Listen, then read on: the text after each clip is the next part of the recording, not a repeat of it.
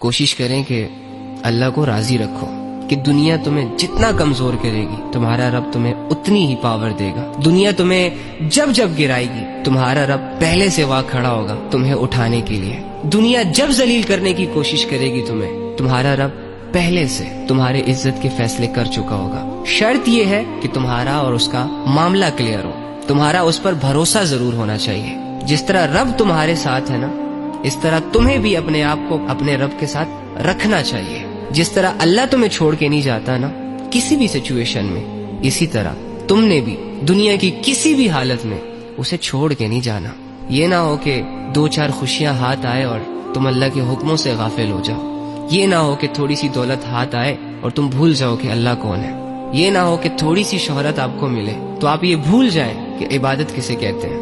پھر دنیا کی واہ تو آپ کو نظر آئے, دنیا کی دولتوں, عزتوں, راحتوں, شہرتوں میں آپ خوب اپنی زندگیاں گزارنا شروع کر دیں.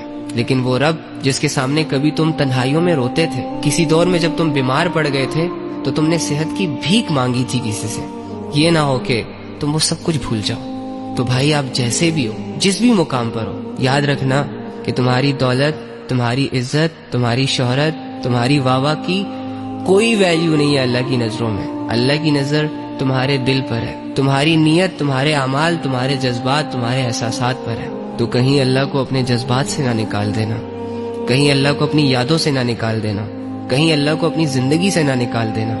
کیونکہ جن کی زندگیوں میں اللہ نہیں ہوتا نا, ان کے پاس بہت بڑی دنیا آتی ہے, ان کے لیے ہر گناہ آسان ہو جاتا ہے, وہ بہت مشہور ہو جاتے ہیں اکثر اوقات. لیکن دنیا کی شہرت, دنیا کی عزت, دنیا کی دولت, کل من علیہا فان, سب کچھ فنا ہونے والا ہے. کوشش کریں کہ اللہ کو راضی رکھو. کوشش کریں کہ 20-25 سال کی جو زندگی کے بچے ہیں نا, یہ ضائع نہ ہو جائیں. خوب قیمتی بناؤ, خوب عبادتیں کرو,